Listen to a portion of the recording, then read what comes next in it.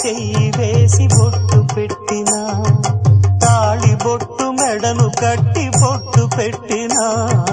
తల మీద చెయ్యి వేసి బొట్టు పెట్టినా తాళి బొట్టు మెడను కట్టి బొట్టు పెట్టినా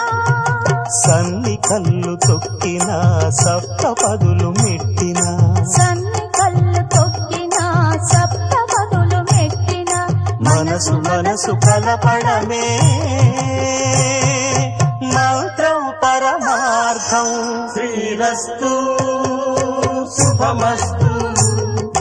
శ్రీరస్తు శుభమస్తు